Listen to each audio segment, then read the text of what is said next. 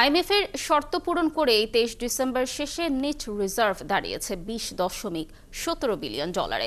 যদিও ডিসেম্বরে দাতা সংস্থাটির দেয়া টার্গেট ছিল 15.3 বিলিয়ন। এমনটাই দাবি করলেন বাংলাদেশ ব্যাংক মুখপাত্র।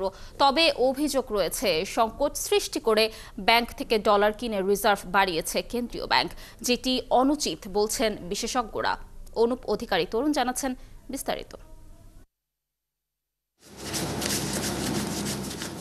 সরকার পরিবর্তনের পর গতি এসেছে রেমিটেন্স প্রবাহে।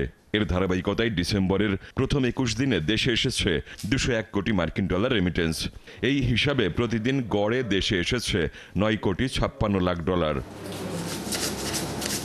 রেমিটেন্সে ভর করে বাড়ছে রিজার্ভের পরিমাণ। বাংলাদেশ ব্যাংকের সর্বশেষ তথ্য বলছে 23 ডিসেম্বর পর্যন্ত গ্রস রিজার্ভের পরিমাণ দাঁড়িয়েছে 24.99 বিলিয়ন মার্কিন ডলার।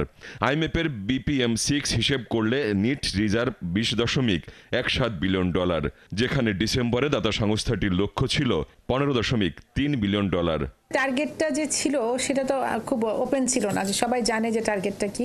তবে বাংলাদেশ ব্যাংকের সাথে যেহেতু আমাদের একটা আন্ডারস্ট্যান্ডিং ছিল আইএমএফ এর, যে আমাদের এই সময়ের মধ্যে একটা লক্ষ্যমাত্রা স্থির করা ছিল, সেই লক্ষ্যমাত্রায় আমরা অলরেডি অ্যাচিভ করে ফেলেছি। নেট রিজার্ভের পরিমাণটা গতকালকের তুলনায় আজকে জাম্প করেছে, বা গতকালকে পরশুদিন রাতের থেকে যদি আমি গতকালকে রাত ধরি তাহলে জাম্প করেছে। তাতে আমাদের একটা মাইল ফলক ছিল আইএমএফ এর, আমরা সেটা অ্যাচিভ করতে পেরেছি। তবে আইএমএফ এর শর্ত পূরণ করতে যে বাংলাদেশ ব্যাংক দেশের তফসিলীয় বাণিজ্যিক ব্যাংক থেকে ডলার সংগ্রহ করেছে বলে খবর বেরিয়েছে।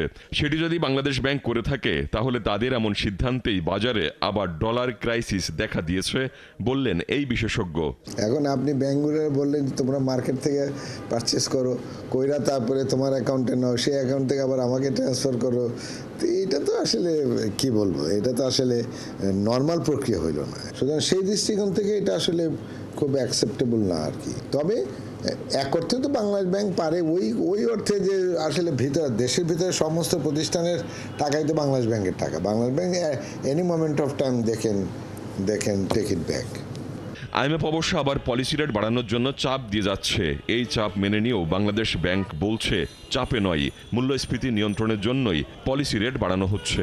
ইনফ্লেশন আমাদের আসলেই তো আমাদের মূল টার্গেট। আপনারা জানেন যে ইনফ্লেশনকে কন্ট্রোলে করার জন্য আমরা নীতি সুধার বাড়িয়েছি এবং এটা বাড়ানো অবস্থায় থাকবে এরকম ঘোষণা কেন্দ্রীয় ব্যাংক কিন্তু মুদ্রানীতিতে দিয়েছে। অনুপ অধিকারী তরুণ, ৭১, ঢাকা।